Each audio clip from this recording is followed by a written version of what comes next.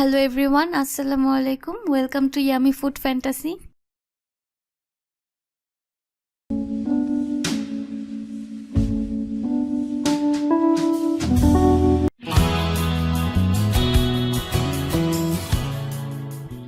আমি আজকে আপনাদের সাথে একটি পিঠার রেসিপি শেয়ার করব। রেসিপিটি হলো শুধুমাত্র শুকনো চাউলের গুঁড়া দিয়ে বানানো গ্রাম বাংলার ঐতিহ্যবাহী চিতই পিঠা।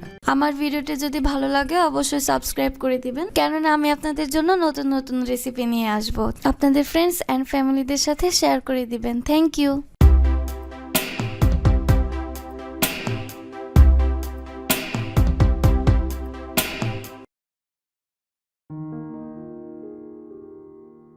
চিতই পিঠা তৈরি করার জন্য আমি এখানে শুকনো চাউলের গুঁড়া নিয়েছি 4 কাপ, লবণ দিয়েছি সামান্য,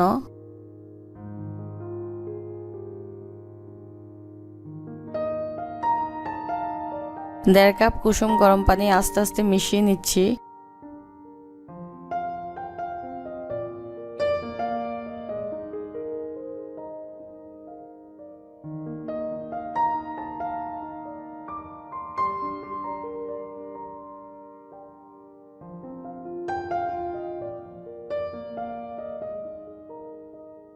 এই পর্যায়ে আমি 3 কাপ ঠান্ডা পানি নিয়ে আস্তে আস্তে মিশিয়ে নিচ্ছি যতটুকু প্রয়োজন হয়। আমি ভালোভাবে চামচ দিয়ে ব্যাটারটাকে মিক্স করে নিচ্ছি। আপনারা ইচ্ছা করলে হাত দিয়ে করতে পারেন।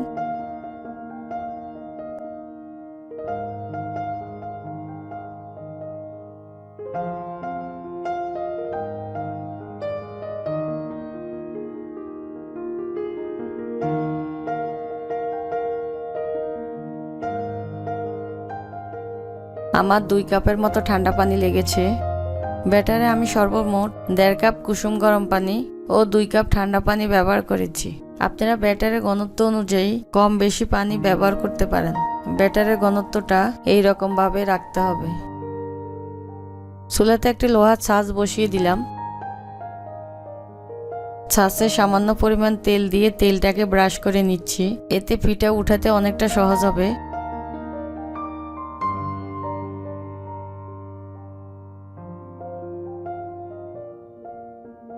ছাঁচটা যখন গরম হয়ে এসেছে আমি একটা গোল চামচ দিয়ে ব্যাটারটা দিয়ে দিচ্ছি।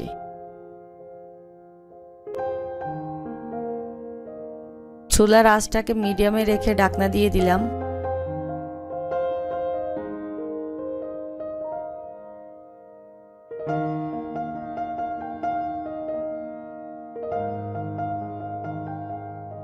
আমার পিঠা তৈরি হয়ে গিয়েছে।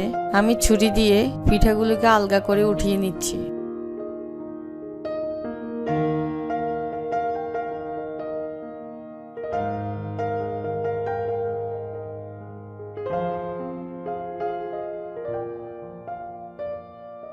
একইভাবে আমি বাকি পিঠাগুলি তৈরি করে নিব।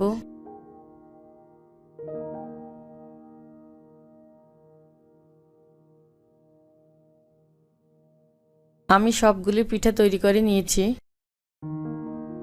আপনারা দেখতেই পাচ্ছেন বেকিং পাউডার বা ভাতের মাড় ব্যবহার করা ছাড়া শুধুমাত্র শুকনো চাউলের গুঁড়া দিয়ে তৈরি আমার পিঠাগুলি অনেক সুন্দর হয়েছে।